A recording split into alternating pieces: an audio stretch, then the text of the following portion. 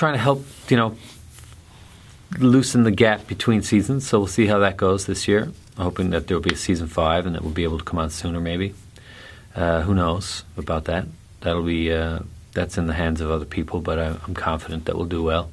And I feel like the writing process this year, it just gets tighter and tighter. And my writing partner Perry Chafe is he's doing so much of the voice comes through that guy, and so much of the process in the show. He's really sort of one of the strong voices behind the curtain that people don't really realize.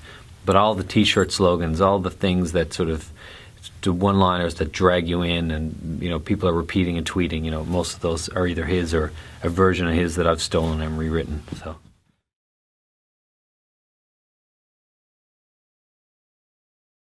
Well, like you said, every year it's really important, I feel, for a season finale to capture a really high stakes, high energy feel with our media cast, so that we feel like the jeopardy is so present that everybody has to work together to sort of come to some kind of resolve. But then at the same time, you want to propel your story forward at the end of each episode, end of each finale.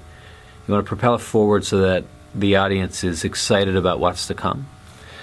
So the season 4 finale has a pretty big arc that involves Canada's Paul Gross, Canada's Gordon Pinsent, and myself all mixed up in something pretty spectacular. And the end result is to sort of push you to where everything may lead in the next season. Yeah, I don't know if that's the best sales job, but that's kind of what we're pushing for.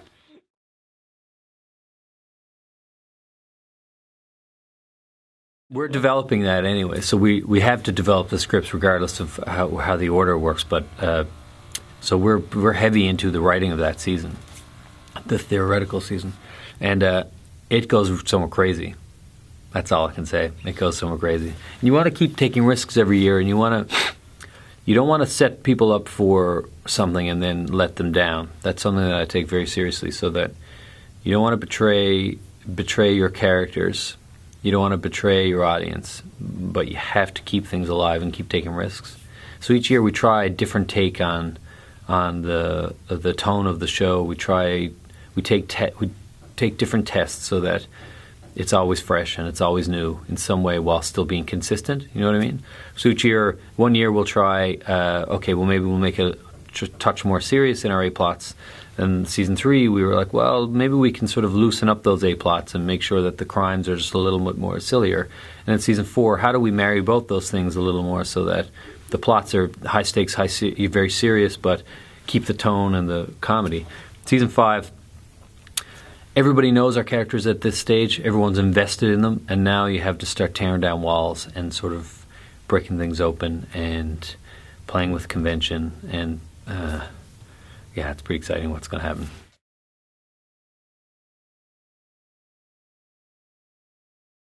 It's a beautiful car. It's a beautiful car. So I have 3 of them. You have 3 of them? Yeah.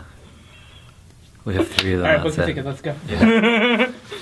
We got 3 chances at it. Yeah. There's 3 of those cars. They're beautiful. We, at the end of season 3, we blow one of them up, and we purchased a shell the day that we bought the original car. We got a shell of a GTO. It was red, actually, and it was a beautiful car too. And the inside, none of it was working like it was a real shell, but I felt so bad about blowing that up because they don't make those anymore. And I know shows do it all the time. Like television shows blow up classic cars all the time. That's part of the gig. Destroying a piece of art to make art is my justification for it. But it was a sad day for me, so I kept one of the plate, like the side GTO plate. I have it framed in my office. It's charred black after we blew it up. But it was a tough day on set. I just felt like I was doing something karmically wrong, but.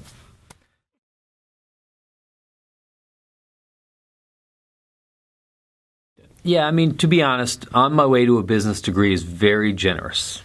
Here, I might have been. So I graduated high school and I found myself working in a grocery store. All through high school, I worked in that grocery store full time. I mean, more than full time. During school, I was president of student council. I was in like taekwondo and karate and hockey. I was like captain of our hockey team. I was like in the band and the choir, and I was working full time. So I was like student council, all these things, just because as you probably can imagine, I don't like being idle for anything. And I was like that even then. But then when I graduated high school, it all stopped. All those extracurricular activities were gone. Hockey was gone. Student council was gone. Band, choir, gone. All the art in my life was gone. And I was just working at a job, which is fine. It was a lovely job, lovely people. You know, lots of people do that. But I knew that I was like, I didn't do well enough in high school to get into university. My grades, were not high enough, and all of a sudden I was just at a job. Everything else stopped. I was in a depression at the age of 17. Went to night school. Got my math grade was the only grade that suffered really because I was terrible at it. So my math grade got that right up to 90 or something. My average went up, and I was like, well, I got to do something. So I just went to university. Business. I'll do business. That's what people do to make a living. I'll do that. And I was doing that for a semester, and I was ready to blow my brains out. I was like, this is not my life. This is not my life at all. And acting, I knew had to be in my life. I knew it. And even though no one around me was really, I'd never really heard a tale of anyone from my neck of the woods who had done it really for a living. Turns out there's tons of people from my neck of the woods who did it, but or at least worked in the arts and that kind of thing. So I just felt like I had to. So I just started doing local theater, amateur theater, volunteering for this, volunteering for that. And immediately the community embraced me, and that just kind of became my life, and that was it. And I just never looked back.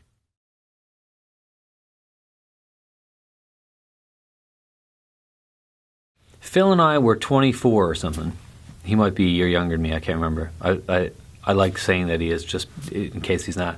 He might be a year older than me. I don't know. Phil and I were sitting in a bar in Montreal, drinking pints, complaining about. I felt like we were 60. We're sitting and complaining about the state of whatever production we were about to do because we'd done a couple of plays together. And I was like, man, I got to stop this. I'm not doing this shit. I'm not sitting in a bar for the next 30 years complaining about theater we're doing. I'm 24 years old. We got to just stop this right now. Let's stop the cycle. Let's create a company. Let's do it. If we're going to do it, let's do it now. Let's not be 30 years old complaining about what we could have done when we were 24. That's the exact words. Phil was like, all right, I agree. Totally. So we just did it. And I was like, let's not do an equity co-production. Let's not do an amateur production. Let's do it right. Let's get Joe Ziegler. Cast Joe Ziegler. Do this play. It was a play called Whistle in the Dark. Best piece of theater I've ever been a part of in my life. And, let's find a great director from somewhere else. Let's not do what everybody else is doing. Everybody else in this country is doing something. Let's do something different. I didn't want to follow. There's a number of other companies and they're all doing great work. Don't get me wrong. There's lots of them doing great work, I should say. There's lots of companies that do 6 shows in a season. We don't need to be that company. Why would we do that? There's tons of that. Let's just make an event of every production we do. And luckily, Phil and I saw eye to eye on that issue. We don't see eye to eye on very much. In fact, 2 actors working together creates a lot of challenges. The more distance we have, the further I feel like we can grow together versus apart. But we saw eye to eye on that, and we see eye to eye on what we think quality is. That's all that really matters. And he's doing a great job running the company in my absence. I think he's a great leader, and he has a great vision. Luckily, we share it. The type of work that he's going for is exciting. And if I was going to go back into the theater, when I go back into the theater, would be with us, I would imagine. I can't imagine doing a play with another company. I feel like I'd be betraying our brand,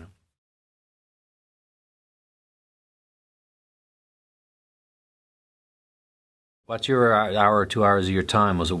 How much was that worth to you? What did you walk out of the theater feeling? Speaking in tongues is dangerous, too, because it's all about affairs and hiding your true feelings from your partner, and a lot of people go to the theater with their partner. So I was sitting there. I saw the show twice. I'm sitting there, and I have a couple of my business partners were with me.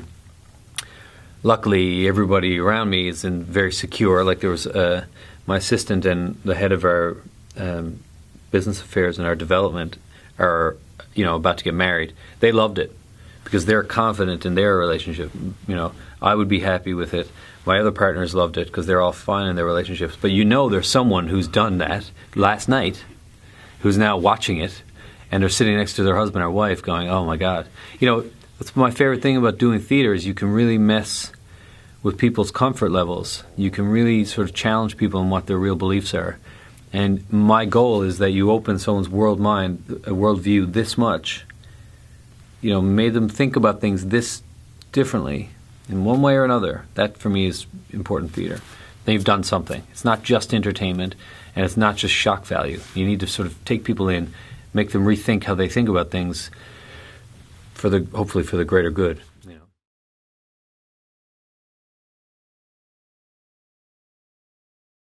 My advice is similar. My advice is if you can't live without it, do something else. If you can live without it, do something else right away. That's what I mean. But if you can't live without it, the decision's made.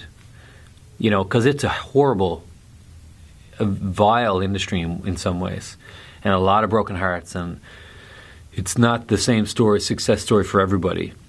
And there was a day, I think, when you could go into this business or the music industry or whatever, and you could kind of coast your way through and get success, and those days are over. Like, you've got to be able to be at the center of your own destiny, and I mean that in the most literal of ways, not in terms of the spiritual sense. You've got to drive your own, at least from my perspective, you've got to drive your own thing, and which is obviously what you do.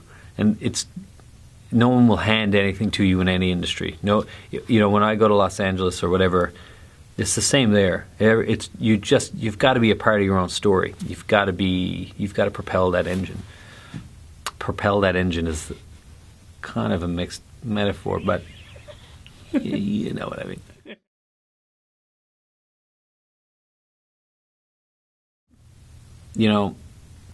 You do this I've done this for a lot of years. And you do a lot of things over the years where people don't care about them and they don't notice them or whatever. And I want everybody to know, the people who support me and the show and the work I'm doing, including you, it's a huge honor to know that people actually care about what you're making.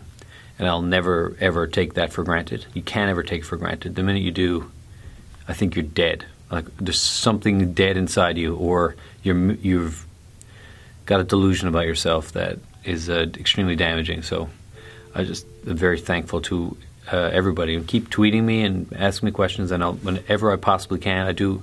My work days are pretty intense, so I do it all myself. I do all my own tweeting, and that there's nobody else who does that.